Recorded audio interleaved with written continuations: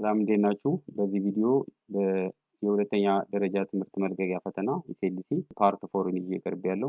ከፓርት 1 እስከ ፓርት 3 ባሉት ቪዲዮዎች በዚህ ዩቲዩብ ቻናል ታገኟቸዋላችሁ። ከ1 እስከ 20 ያሉት ጥያቄዎችን ሰርቻለሁ። በዚህ ቪዲዮ ፓርት 4 ከ21ኛው ጥያቄ ጀምረን እናያለን። ይህን ቪዲዮ ከወደዳችሁት ፕሊዝ ላይክ፣ ሼር እና ሰብስክራይብ ማድረግ እንዳትረሱ። So question number 21, it says two statements P and Q are given by P is given by 22/7 is an irrational number ነው የሚለው። Q the sum of two odd integers is odd ይላል። then which of the following has a truth value T ማለት true ማለት ነው፣ ካፒታል T። መጀመሪያ የምታደርጉት ምንድነው? You have to determine the truth value of P and Q. So P is a statement which says 22/7 is irrational number. It is a statement, proposition no, and the truth value of P is false because 22/7 is rational, and a rational number is any number that can be written as the ratio of two integers. So this 22/7 is the ratio of two integers. Simply rational number ማለት የሁለት ኢንቲጀሮች ክፍልፋይ የሆነ ቁጥር ማለት ነው። ስለዚህ ኦልሬዲ 22 ኢንቲጀር ነው፣ 7 ኢንቲጀር ነው። ስለዚህ በr over s መልኩ ተቀምጧል። this is a rational number, so this is a statement which is false. Q says the sum of two odd integers is odd ይላል። ሁለት odd ኢንቲጀሮችን ስንደምር odd ነው የምናገኘው ነው የሚለው። you can try it by counter example. 1 plus 3 is 4 and 4 is even. So by counter example this is also false. In fact, proof ማድረግ ትችላላችሁ. You can prove that you can take any odd integer, let's say m and n in general ማለት ነው። ይሄ particular example ነው. In general, if m and n are two integers, if m and n are odd, then you can write by definition m is equal to 2 times some integer plus 1 ነው። በዚህ መልኩ ነው የሚጻፈው። k is an integer. Also n is also an odd integer ነው ካላችሁ you can write it as 2 times some number l plus 1 ነው። ኦድ ማለት ለሁለት ሲካፈል ሁልጊዜ አንድ ቀሪ የሚሰጥ ማለት ነው። ስለዚህ ሁለቱን እንደምራለን አሁን። Now we will add m plus n. This is the general formula. So m is represented by 2 times k plus 1 and plus, you can use bracket here, plus n is represented by 2 times some number l plus 1. Mind you here k and l are integers. So the sum of the two, you can use associativity property, okay? 2k plus 2 times l plus, here we have 1 plus 1, so 2 times k plus 2 times l plus 2 አገኘን ማለት ነው። So 2 is common here in all the places. Therefore, you can take a common factor by distributive property of integers. ሁለትን ከሁሉም ላይ ስትወስዱ, because it is here, it is here, it is here. So 2 is equal to 2 times 1 no? Inside the bracket you will have the sum of the two integers m and n, odd integers. It is equal to finally 2 times, let's say this number is t, okay? 2 times t, where t is equal to k plus l plus 1, which is an element of the set of integers. By definition it is even, not odd. ስለዚህ ሁለት odd ኢንቲጀሮች ስንደምር የምናገኘው even ነው እንጂ odd አይደለም። ስለዚህ የተሰጠን proposition it is false. So both statements are false. 22 ሲካፈል ለ7 it is non-terminating, ስታካፍሉት ማካፈሉ የማያልቅ ማለት ነው። and it is repeating, repeat ስለሚያደርግ rational ነው። irrational የሚባለው an irrational number is non-terminating, okay? ማካፈሉ አያልቅም, and it is non-repeating. square root of 2, square root of 3, pi, e are irrational numbers. 22 ሲካፈል ለ7 ግን non-terminating ቢሆንም periodic ነው፣ repeating ነው። ስለዚህ rational number ነው። by definition ማካፈል ትችላላችሁ። 22ን ለ7 ብታካፍሉ የምታገኙት ቁጥር ቼክ ማድረግ ትችላላችሁ። ዝም ብላችሁ ማካፈል ነው። you get 3.14285 እነዚህ ዲጂቶች አያልቁም ብሎ እንደገና 14285 ብሎ ሪፒት ያደርጋል። So the repeating digits are these numbers. 6 ዲጂቶች ሪፒት እያደረጉ ይሄዳሉ 7 እያለ, and this doesn't stop. So non-terminating but repeating are rational numbers. ይሄንን በደንብ ማወቅ አለባችሁ። But by definition any rational number is the ratio of two integers, okay? በዚህ መልኩ የተቀመጠ ቁጥር ማለት በሙሉ rational number ነው። እነዚህን ቁጥሮች በዚህ መልክ ማስቀመጥ በፍጹም አይቻልም። that's why they are called irrationals። ስለዚህ ሁለቱም ፎልስ ናቸው። አሁን ምርጫችሁን ላይ ገብታችሁ the rule of connectiveዎቹን አፕላይ በማድረግ መልሳችሁን ማግኘት ትችላላችሁ። truth value true ያለው ነው የሚለው። ስለዚህ ፓርት ኤ p is false or the negation of false or negation of false is true, false or true is true። ቢን ብታዩት p and negation of q ነው። ይሄ ኮንጃክሽን ነው and ስለዚህ ትሩ የሚሆነው ሁለቱም ትሩ ሲሆኑ ነው። p is false and the negation of q is true, true and false is false here። እዚህ ጋም and ስለሆነ false and false is false, then here also it is and negation of false, okay, it is equivalent to negation of false and false ነው. so this is equivalent to true and false, okay, so finally you get by the rule of conjunction it is false። ስለዚህ ትሩ ያገኘ ነው እዚህ ጋር ብቻ ነው ማለት ነው። so your answer is choice A። question number 22 it says which one of the following is the contrapositive of the statement if 21 is prime number then 4 is an odd number ነው የሚለው and this is also about mathematical logic. it is a combination of two propositions, okay, by the connective implication. so you can classify the statement into two, P and Q. what is P? P is 21 is prime. Statement 21 is prime number. And the statement, the second statement, which can be considered as Q, is 4 is odd. You can see both are false. ሁለቱም ስቴትመንቶች false ናቸው because 21 is not prime and 4 is even not odd። ከአንድ እና ከ21 ውጪ 21 ሌላ ፋክተሮች አሉት እነሱም 3 እና 7 ማለት ነው። ስለዚህ ሁለቱም ፎልስ ስቴትመንቶች ናቸው። ግን አሁን ስለ ፎልስ መሆናቸው ትሩ መሆናቸው ሳይሆን ኮንትራ ፖዚቲቭን ነው ፈልጉ የተባልነው። this statement is if p then q type statement ነው። this is a conditional statement and the connective is implication. it is symbolically it is written as p forward arrow q አድርገን ነው የምንጽፈው። ስናነበው ደግሞ p implies q ወይም if p then q ብለን ነው የምናነበው። p is called the condition and q is called the conclusion, and this statement will be false if the first one is true and the second one is false. in this case it will be false, otherwise it will be true. in all the three possibilities it is true. there are three families for implication. one is called the converse of implication, which is simply interchanging the position of p and q no. so q implies p is the converse of implication. the other is inverse. then the inverse is given by the negation of the first proposition p implies the negation of the second proposition q, and the third one is the contrapositive የተጠየቀው ማለት ነው። the contrapositive is given by negation of q implies negation of p. the contrapositive and the implication have the same meaning. እነዚህ ሁለቱ p implies q and its contrapositive have the same meaning. negation of q implies negation of p. እነዚህ ሁለቱ መልእክት የሚያስተላልፉት መልእክት አንድ አይነት ነው ማለት ነው። ኢኩቫለንስ ማለት ይሄ ትሩ ሲሆን ይሄም ትሩ ይሆናል፣ ይሄኛው ፎልስ ከሆነ ይሄም ፎልስ ይሆናል። they will have the same truth value regardless of the combination of truth values for the individual propositions. ስለዚህ ከዚህ ተነስተን this means the contrapositive of p implies q will be if not q then not p ማለት ነው። the negation of q implies the negation of p. q is 4 is odd. so ምን አድርገን እንጽፈዋለን? 4 is odd ይላል። ስለዚህ if not q, not the case of q ማለት false ነበር ትሩ እናደርገዋለን ማለት ነው። negation of q. if 4 is not odd, comma, then not p, then not p. p is here 21 is prime ነው የሚለው። ስለዚህ 21 is not prime እናደርጋለን ማለት ነው። then 21 is not prime. choice A ምን ይላል? if 4 is an odd number then 21 is prime number ይላል። እዚህ ጋር ኖት አላስገባም፣ ስለዚህ ይሄ አይሆንም። if 4 is an odd number then 21 is not እዚህ አስገብቷል ኖት በት መጀመሪያው ላይ አላስገባም።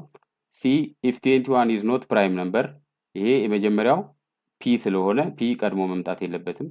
ስለዚህ መልሳችን የሚሆነው d ነው።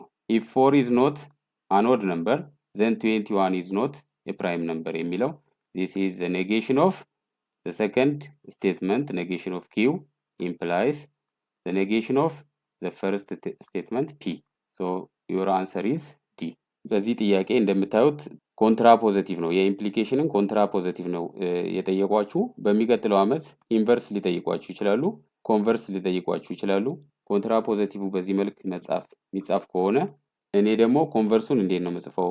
ይሄንን እየጻፋችሁ እነዚህን እየጻፋችሁ በሌሎች ስቴትመንቶችም እየደጋገማችሁ መለማመድ ያስፈልጋል። question number 23 we have to find the sixth decile of this data.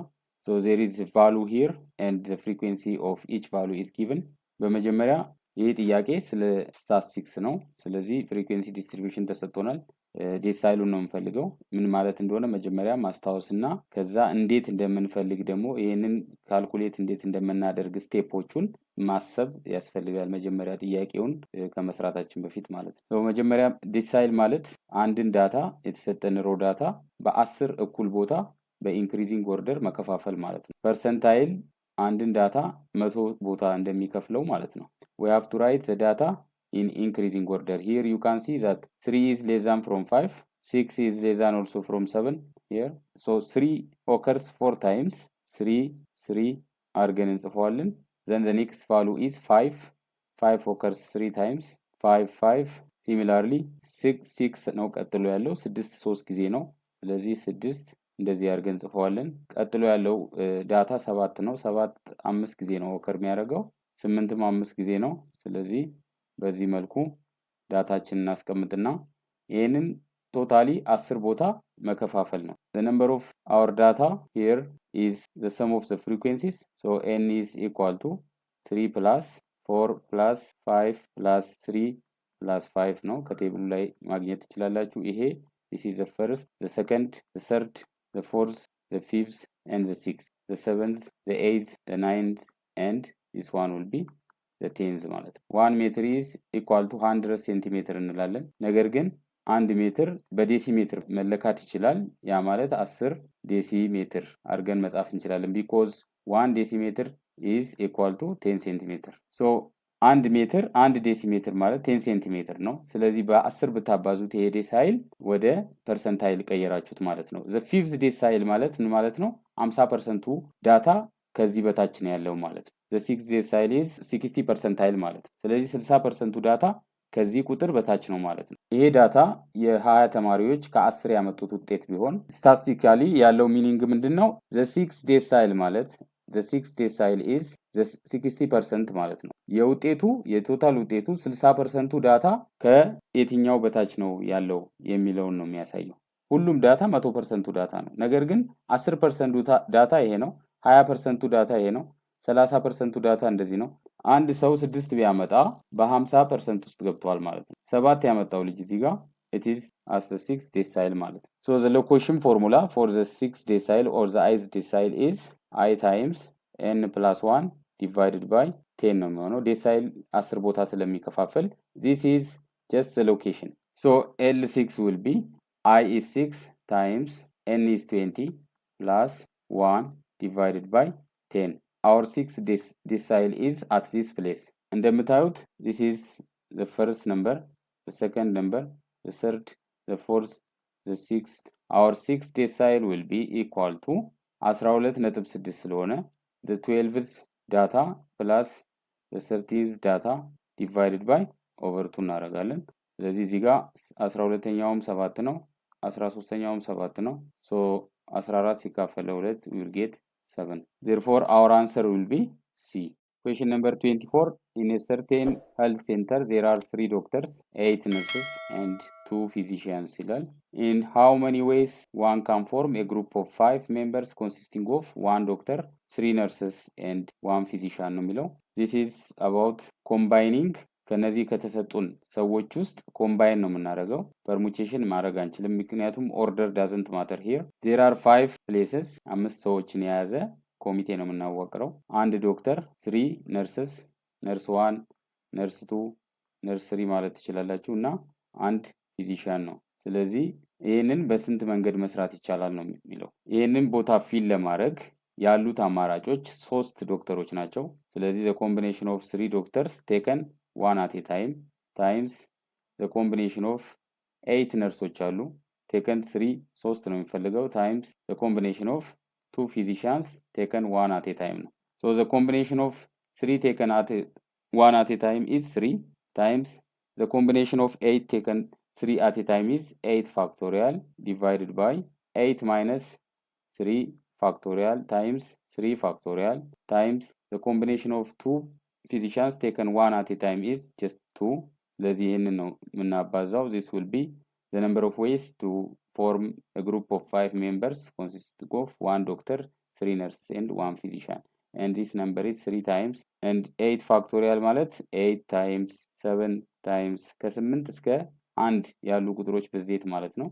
6 ሲባዛ በ5 ፋክቶሪያል እናደርጋለን ምክንያቱም ዲኖሚኔተሩ ላይ 5 ፋክቶሪያል ስለሚኖረን 8 minus 3 is 5 factorial times 3 factorial times 2 አለ እዚህ ጋር ምን እናገኛለን 6 ማለት 3 factorial ነው so it cancels 5 factorial cancels by 5 so our final value is 3 times 8 ጊዜ 7 56 ሲባዛ በ2 አለን መጨረሻ ላይ 2 ጊዜ 3 6 ነው 6 ጊዜ 6 36 3 አለን 6 ጊዜ 5 30 30 እና 3 33 ይሆናል so this will be our answer as you can see from our choices the answer is 336 የሚገኘው D ላይ ነው so this is the number of ways to form a group of 5 members out of 3 doctors 8 nurses and 2 physicians when we take 1 doctor 3 nurses and 1 physician. Question number 25 which one of the following forms represent an exhaustive set of events if a die is thrown at once ይላል die ማለት ባለ 6 ፌስ ያለው ኪዩብ ነው so its sample space is from 1 up to 6 ኢቨንት የሚባለው ደግሞ ከዚህ ውስጥ ለምሳሌ ከአራት በታች ያሉ ቁጥሮች ከተባለ አንድ ኢቨንት ሊሆን ይችላል the event is 1 up to 3 the probability of getting an event which is prime ከተባለ 2 እና 3 የሚይዝ ኢቨንት ነው የሚሆነው the event consisting of a prime number which is even ከተባለ you can name it this is just 2 እንደዚህ ያልን የተለያዩ ኢቨንቶች እስከ en ድረስ ቢኖሩን exhaustive የምንለው the union of all these events must be equal to the sample space e2 union e3 union up to the last possible event must give equal to the sample space the union of these elements the union of 1 2 3 union 4 5 and 6 is just the sample space ስለዚህ መልሳችን a ነው የሚሆነው ግን ሲን ብንወስድ ለምሳሌ እዚህ ጋር 1 2 3 ይላል እዚህ ጋር ይደግምና 6 ይላል 5 የለም እዚህ ጋር 5 is missing here and here the union in this union there is no 3 okay 3 አልተካተተም 3 ግን ሊከሰት ይችላል ዳይን አንድ ጊዜ ስንወረውር 3 የመከሰት ቻንስ ኢቨንት የመሆን ቻንስ አለው ስለዚህ አልተካተተም c the union of the events in b in c and in choice d will not give the sample space only a is satisfying the conditions therefore your answer for question number 25 is choice a question number 26 a bag contains 2 red 3 yellow and 5 green balls ይላል one ball is drawn at a random በአንድ ጊዜ አንድ ኳስ ከባግ ውስጥ መርጦ ማውጣት ማለት ነው randomly መርጦ ሳይሆን randomly ማውጣት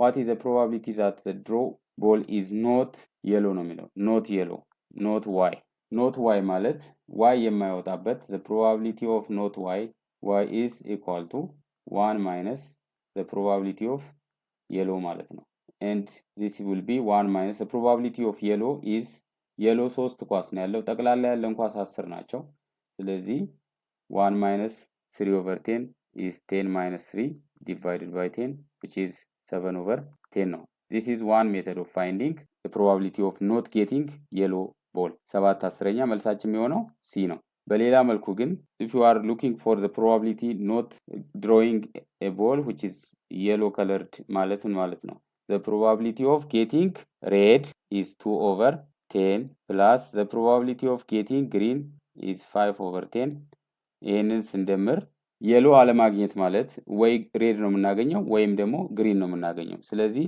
this is the probability of red and the probability of green so እነዚህን ስደምሩ 10 common denominator ነው and 2 plus 5 አለን numerator ላይ so So 2 plus 5 is 7 and the denominator is 10. ስለዚህ በሁለቱም መንገድ መስራት ትችላላችሁ።